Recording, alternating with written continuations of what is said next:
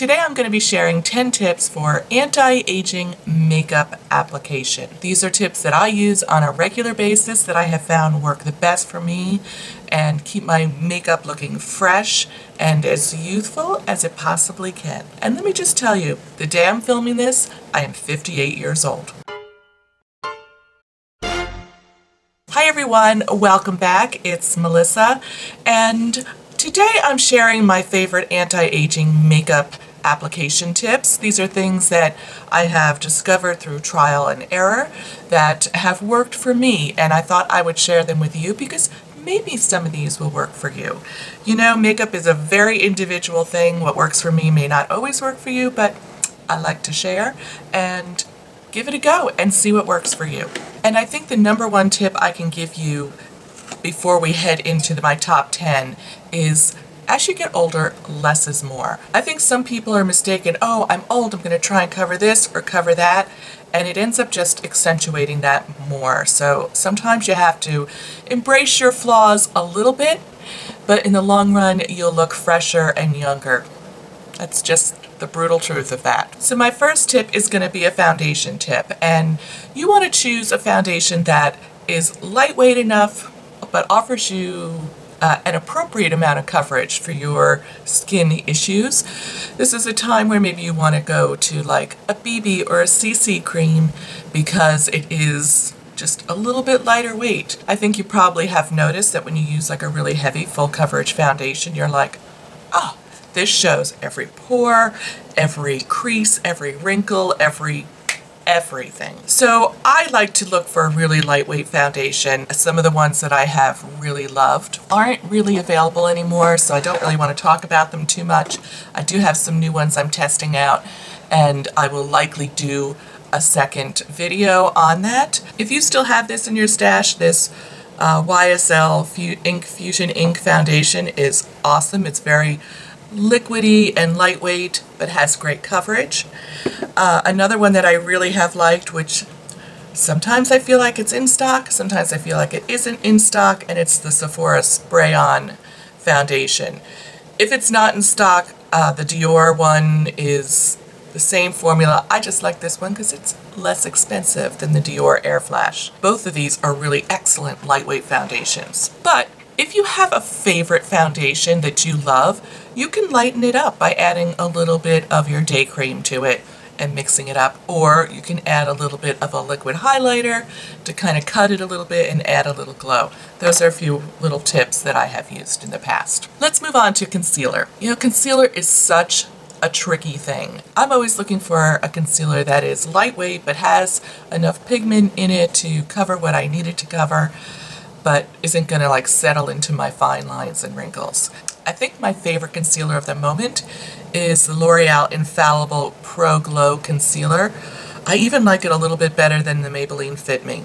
And I will often just use that and let it kind of just set itself. And if you really feel you need to use a powder to set your under eyes, this is a great powder, and it's super lightweight and super affordable, and I love it. I hope they never stop making it. It is the e.l.f. High Definition Under Eye Setting Powder. It is super light, and I just add the littlest amount as I possibly can using a very fluffy brush. You know, after a certain age, baking your under eyes is really not a great idea. I think it just accentuates any texture you have under there and brings it to the forefront, which frankly, that's what I'm trying to avoid. Sticking with the eyes, I want to chat with you a little bit about liner. And I have two tips in this category. The first one is to use a very skinny, smudge-proof pencil for tight lining. And tight lining is that area under your upper lash line. It's like the upper waterline. And I have found this one from the drugstore to be awesome. This is the Maybelline Master Precise Skinny Eyeliner. I think it's a dupe for some of the more expensive ones that are at Sephora, like the Hourglass one or the Marc Jacobs one. Those both work great, but if you're looking for a drugstore option, this is also great. So that is one thing, and you'll see from the B-roll that the difference just tight lining that area of your eye. I try and stay away from lining my upper lash line. I think especially because I have hooded eyes, it tends to close the eye and make it look smaller. So I really just want to keep that upper lid area as clean as possible so that the brightness that I apply there or the color I apply there comes forward. You don't just see a dark liner, which is going to make the eye look smaller. If you have a very large lid area, then lining your upper lash line is probably still okay, but you might want to consider my next tip, which is to switch to a dark powder and a very skinny little brush. I like this little angled brush, and just go along your lash line with a powder. It's, I think, easier to apply if you have any crepiness on your lid, your upper lid. It doesn't skip and make those funny lines like when you use a pencil or a liquid liner. Sometimes it skips and then you're like trying to fill in the little skipped area and then it's a whole thing. It's just like, oh my gosh, why did I even start this? So I highly recommend trying a really dark pigmented eyeshadow for lining your eye instead of a liquid or a pencil. Because I have hooded eyes and I don't want to take up that real estate with a dark line across my lid, I will just apply it to the outer third just to add a little definition, where you tend to lose a little definition in your eye area as you get older. So this just helps define that a little bit better. So my next tip is, and you may notice this, I have nothing along my lower lash line. I'm not wearing mascara, I'm not wearing any kind of liner, I haven't rimmed my inner corner of my eyes. It is totally bare. The only thing under there is some concealer. And I feel like this helps keep the eye lifted. It keeps it bright under there. You don't end up with any dark fallout from mascara or liner or anything like that. It just keeps it nice and fresh and a little bit more youthful looking. I haven't worn mascara on my lower lash line probably in 4 years. I just don't do it anymore. I do still sometimes apply a little bit of a pencil or a little bit of shadow if I'm going for a little bit more of a dramatic look, but usually on the day-to-day basis, I'm keeping that lower lash line clean and fresh and tidy. So my last tip for the eyes is to use a waterproof mascara, and I know a lot of people are against waterproof mascaras. I am such a big fan of them because you don't ever have to worry about it transferring to underneath your eyes, and like you go to the ladies' room and you're like, why didn't someone tell me? I look like a flippin' raccoon. You know, where are all your best girlfriends when that happens? They should be telling you. For that reason, I like to use a waterproof mascara, and generally what I do is I curl my lashes really well and apply the mascara.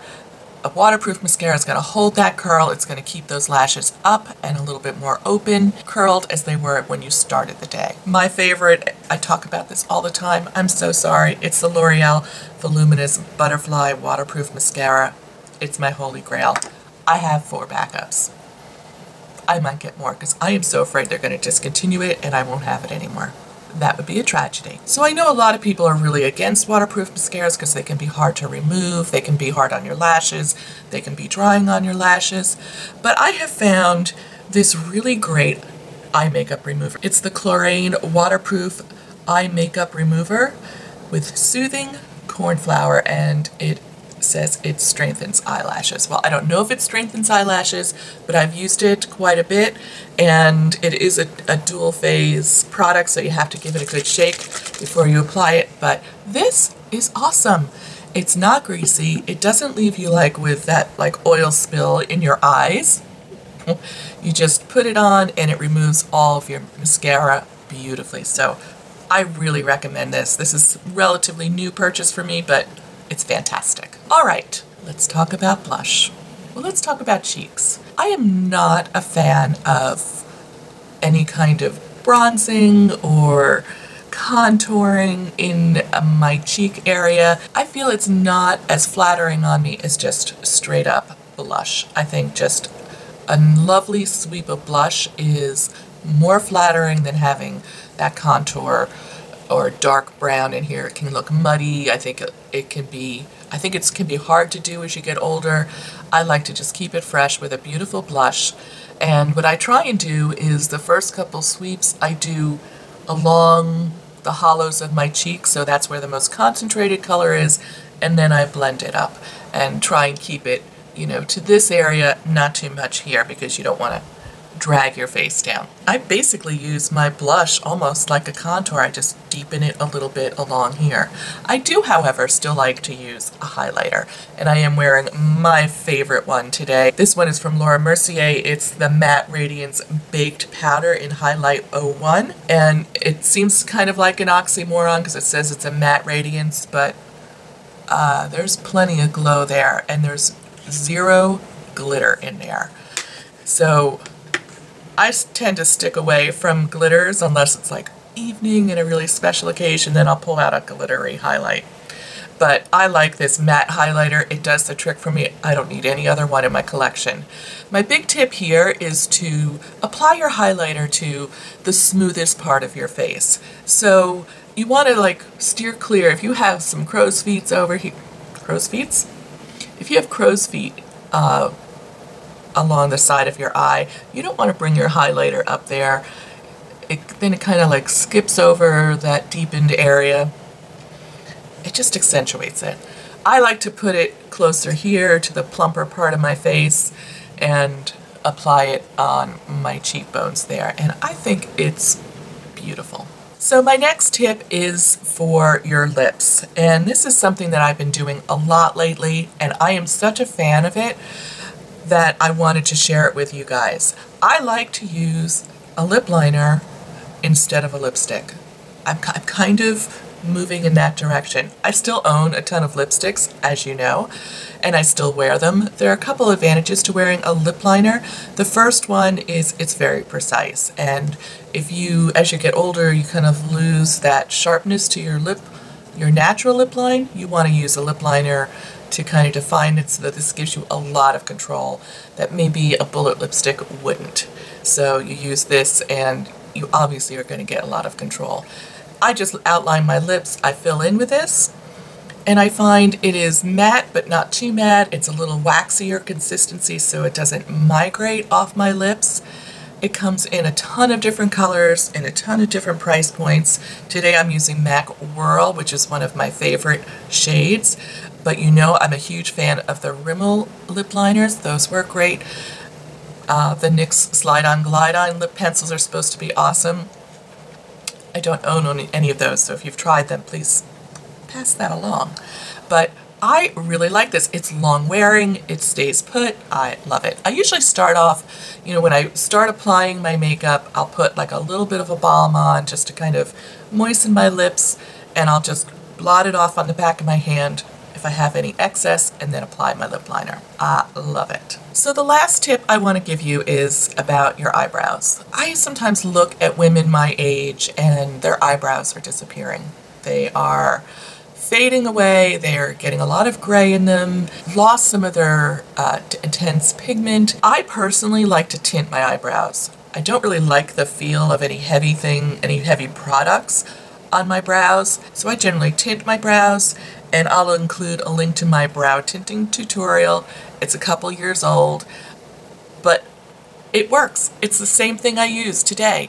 I actually just tinted my eyebrows last week, and it just deepens them up, it covers those grays. It takes 5 minutes. It's so easy. The other product that I do like for my brows when I feel like, oh, I need to tint my brows, but I don't have those 5 minutes, is this Brow Stylist from L'Oreal. This is such a great little product. It has the teeniest, tiniest little brush. I hate when brow products have that big fat like mascara brush, and you're like, how am I supposed to keep this just on my brows? This is super easy to apply. It comes in, I think, 4 shades. I love it. This kind of bridges me when I'm like, oh, I need a little something extra. If you fill in your brows on the regular, share down below and let people know what are your favorite brow products. I don't usually do that, so I'm not a good resource for that, but I'm sure there's some people out there who can share some really awesome brow pencils or brow products that they like to use that stay put and they fill in their brows. Those are my 10 tips for anti-aging makeup application. I hope you give some of them a try. Let me know which ones work out best for you or which ones you're most interested in trying. I definitely would like to hear some feedback on that. If you liked this video, I hope you will give it a thumbs up. And if you're new to my channel and just stopping by for the first time, I publish videos every Saturday morning, and I'll include a link to last week's video right up here. And I hope you will hit the subscribe button and join me for future videos by clicking on this little bee icon, and it'll take you to the subscription page on my channel. Thank you so much, and I look forward to seeing you real soon. Take care.